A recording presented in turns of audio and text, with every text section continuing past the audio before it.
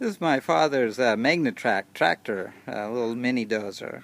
You've seen these probably advertised in the back of Popular Mechanics magazine for many, many years. It's quite the little rig.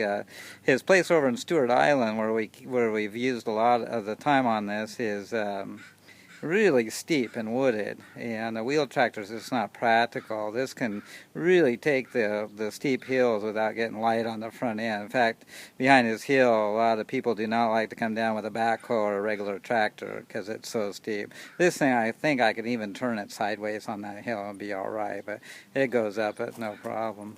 So we'll show you some of the modifications I've done. My dad had this little cage added. I actually didn't do that. You're not supposed to add anything to that big rollover protection system. They don't want you welding or drilling, but oh well. We got so many trees with huge branches. You're working around the tree and hit one and a branch comes down, it'll take you out. So we did that. And first thing I'd like to show you is track. How to operate the tracks. I've added all this in. This is what came with the tractor. It attached down here, and you kind of had to hunch over, and just a little motion, and it just lurch forward. And your thumbs rub together, or your palms rub together when you operate both tracks. This, I knurled these nice brass here, and very precise motion, just super precise. And when I'm moving boats and equipment around in the shop, it's less dangerous. And then we've added this larger seat, which is really helpful with the backrest. Plus, when you're pulling with a cable, when you're pulling the cable and the cable snaps, that'll protect you a little bit. And the weight box. This is part of the tractor that came with it. It had a metal lid. My dad added this wood lid. I tore up the metal lid, but it's supposed to just fill this full of dirt and weight. But it makes such a nice toolbox, cable and lots of chains and the tools you need. So down here, I've welded up this hitch. This is what we do most of the pulling with. It's 4-inch channel, as you can see, to stack to make 8-inch. And then I've filled this area here with steel plates. So we've got about 350 pounds back there. And then we can put some cement sacks in here when we need the added weight. And let's see, what trailer brakes right there for going down this hill. And these pins I've fabbed with a nice taper front. The pins they gave us are just square front, and it just took forever. It takes 3 of us sometimes to change the implements. This I can change, it centers itself, and a lot easier to put in.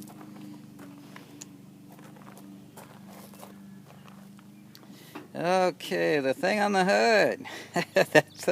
That's the air cleaner. Let me show you inside here. Oh, it's a little ugly.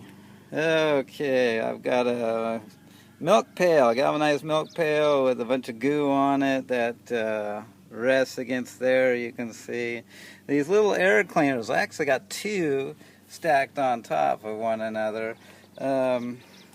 Back 15 years ago, they were $12, $15 a piece. By the time you get them shipped in, we just fill them up in a week. We'd ruin one of these filters, and like I said, I put 2 on. That helped immensely. It started a lean situation, so you want to be careful with that. You have to run a little choke till it starts getting a little plugged up, and then you get the right air mixture.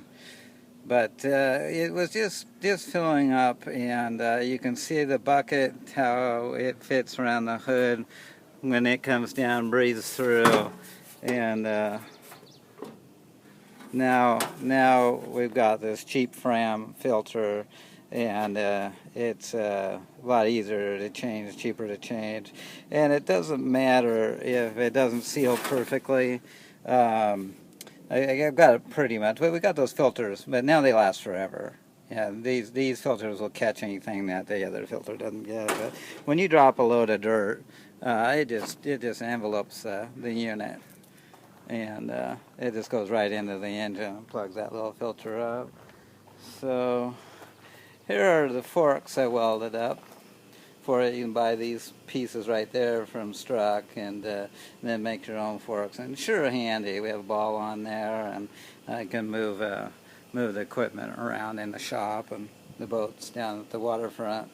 And then you can see this all bent up. I weld stuff to this, and then I did the excavation for this whole shop here, and the driveway all in here was all dug out, and it does a great job at that. So really powerful. In fact, it'll drag that truck with the brakes locked up.